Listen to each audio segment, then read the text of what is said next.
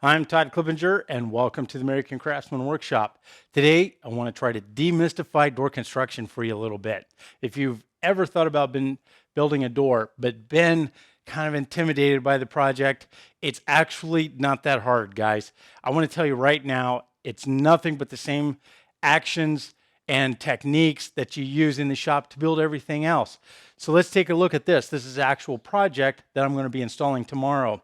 And I'm sorry I don't have a full construction video. I actually hammered this out pretty quick and was hoping to have been installing it, but the hardware kind of got held up. So as it turns out, I have an extra chance to share this with you. So anyways, this is for a client, and it's kind of odd shaped and sized because it goes under a stairwell and to the storage area that we've built in under the stairwell as I'm finishing out a basement for some clients.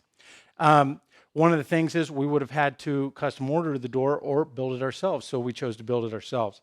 And basically, as you look at this, it's a paint grade project, and this door style is completely based on all the other doors in the basement. So the styles, the rails, the top and bottom rails, they're all based on the existing doors so that they all match, and it trying to make it look continuous, even though it's this odd shape. So anyways, the big concern when you're building a door is to have stable stock when you build the frame. Well, for this, I didn't use solid wood. I actually made up my own stock. So what I did was I went and purchased some OSB tread material from the lumberyard. This comes 11.5 inches wide, and it's 1 inch thick, and it came in 16-foot long length. And it was only $17. So basically, I took whatever my measurements were that I had determined for my rails and my stiles, and I just sort of reverse engineered the size. So once I wrapped it out and milled it all down, I had a core with a 1/2 inch on each side of the core for the edges, and then I had a face that total thickness came to 1 3/8 inch. So basically, you have the 1 inch core, and then just build the thickness up of the two faces to equal 1 3/8 inches. Now, it's kind of important that when you put your faces on, that they're basically the same thickness, because you want even stress on both sides of that to maintain a straight stock. So what this does is it produces straight, stable, dimensionally stable material instead of solid wood, which is going to move a lot and the door might come apart on you. Now, for the center panel, I chose Baltic birch plywood. And then, so what I did is, this is all constructed with tongue and groove. So there's nothing special about this, guys. This is nothing but big chunks of wood that I've put together with tongue and groove construction. Super easy. First thing I did was I cut the groove on the table saw. To determine that, I took my plywood and I used that as my gauge, and I used my dado set and adjusted the fence until when I ran the piece through this on each side against the fence, that it came out to just a perfect fit. And that determined the groove. I decided that I wanted my tongues from the joining pieces to go in 3/4 of an inch.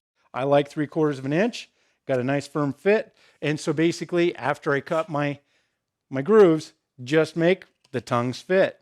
Now, what you want to do is fit your tongues so they're just a hair short of the bottom of the groove. And that'll keep them from being, if it's too tight, it might keep your joint from coming together right here.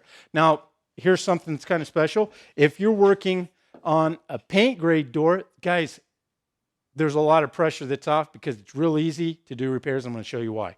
Because the secret of the trades is to use Bondo. Basically, I did a real tight fit on this center panel because I want it to be integral to the structure and add strength.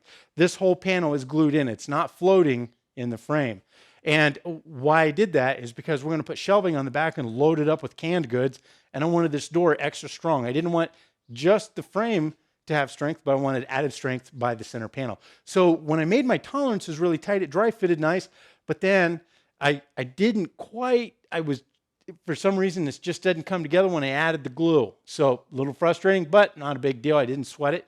Paint grade, if it was stain grade, everything would have to fit real perfect or it'd be a mess.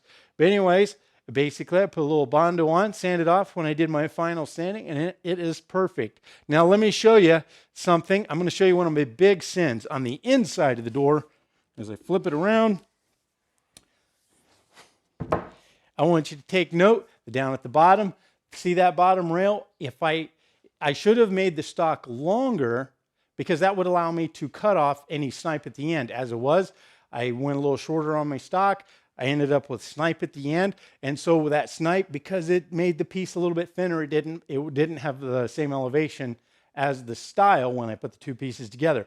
But guess what? I'm not going to sweat it because on paint grade, I can just Bondo it up, sand it off smooth, and it's not a big deal. You know what? Even if that was on the outside, I know that wouldn't even show once it's primed and painted. It would be perfect. So the point is, we all make mistakes, and guess what? If it's paint grade, take the stress off, guys. Super easy repairs. And now, when it comes to the center panel, you're gonna once you put that in, it's just square in the middle. So basically, you want to trim that out with something nice, a little trim detail. So the profile that I came up with actually was simply based on all the other existing doors in the basement. But when I milled those pieces and I went to cut them, you know, what you want to do is make a little zero clearance table that's an auxiliary fence to your miter saw. And actually, I don't use little Japanese saws and hand miter boxes and stuff. I cut everything on the miter saw, on the power tools.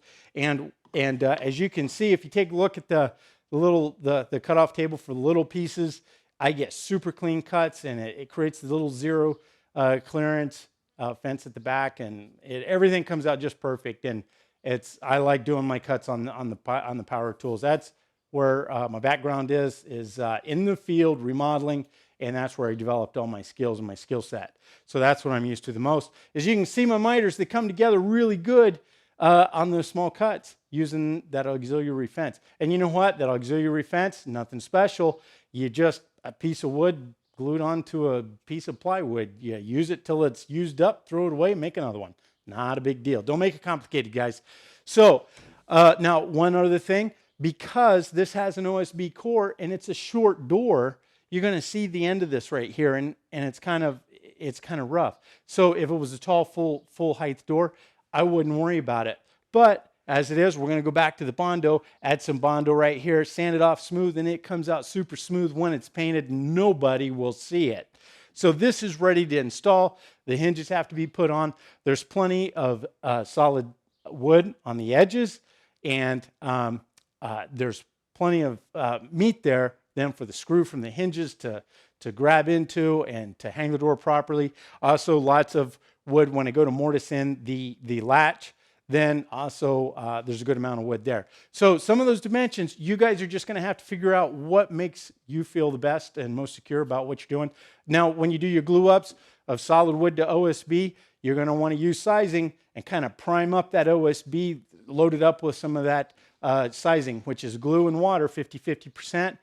Load that up and then go back, add your glue to the two pieces and put it together, and they will not come apart. I use Type Bond 2. And not a big deal. Actually, too, just to let you know, when I glue all this stuff up, I put it in my vacuum press.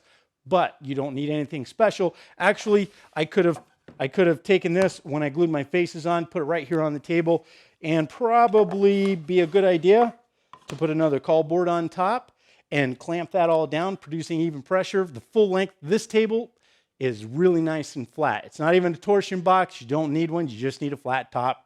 And it doesn't take a torsion box to achieve that. So anyways, all these pieces could have been laid out on the edge of this table, so I could have clamped it right to the table and made them nice and flat, and then produced all this stock. Once again, all you're doing is milling some wood, gluing it onto the edges of the OSB and the face of the OSB, and you're creating nice stable stock. That nice stable stock, nothing special for the joinery. It's simple tongue and groove. You just do it at the table saw. Nothing special going on there, guys. And then when you clamp it up, you know how you get a square door? Produce square cuts. And when you glue it all and you clamp it together, it squares itself up. So it's really easy, guys.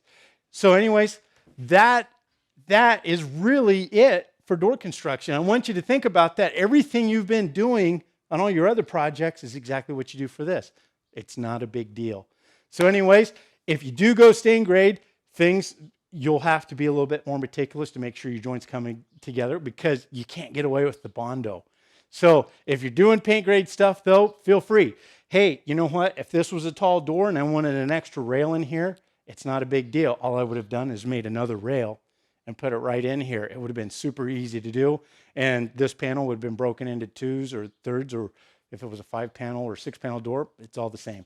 It's really easy, guys. So don't overcomplicate things. That's sort of the message of this video, is don't make it complicated. It's still all simple joinery, and the pieces are just a little bit bigger. That's really all it comes down to.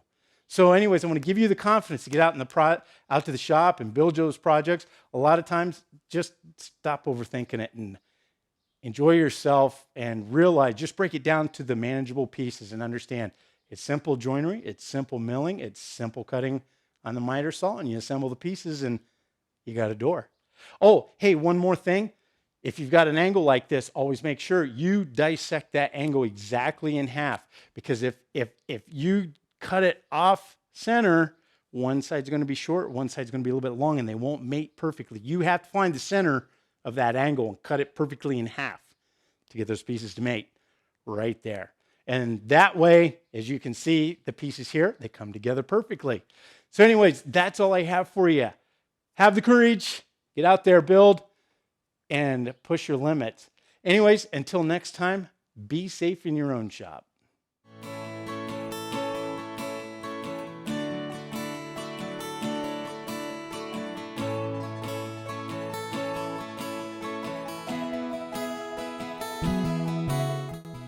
This is Sage.